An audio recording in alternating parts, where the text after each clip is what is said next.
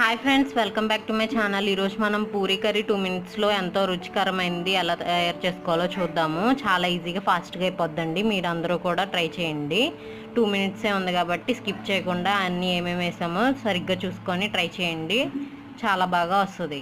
So process start చేసేద్దాం. వేసుకుందాము. First oil పెట్టేసుకొని తాలింపు వేసుకుందాము. కొంచెం కరివేపాకు వేసుకుందాము.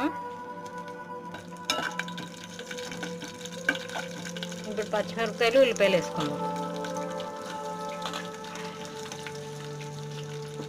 ఆనియన్స్ కొంచెం వేగాలి.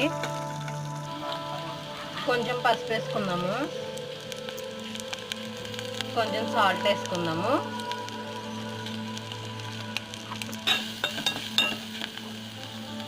ఇప్పుడు పొటాటో స్మాష్ చేసి వేసుకోండి. ఒక 2 పొటాటోస్ అయితే సరిపోతాయి.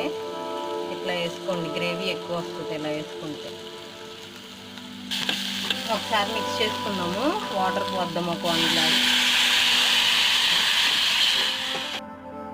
ఇప్పుడు కొత్తిమీర యాడ్ చేసుకుందాం కొంచెం. దీంట్లో పచ్చిమిరపకాయలేనండి, ఇంకా కారం వేసుకోము. మీకు ఎక్కువ కావాలంటే కారం పచ్చిమిరపకాయలు ఎక్కువ వేసుకోండి. ఒకసారి మిక్స్ చేసేసుకోండి. ఒక 2 టేబుల్ స్పూన్స్ శనగపిండి ఇలా తీసుకొని వాటర్ కలిపి ఇలా ఉంచుకోండి. ఇప్పుడు కర్రీలో యాడ్ చేసుకోవాలి. ఇది ఒక 5 మినిట్స్ ఇట్లా ఉడికించుకోండి. తర్వాత శనగపిండి యాడ్ చేసుకుందాం.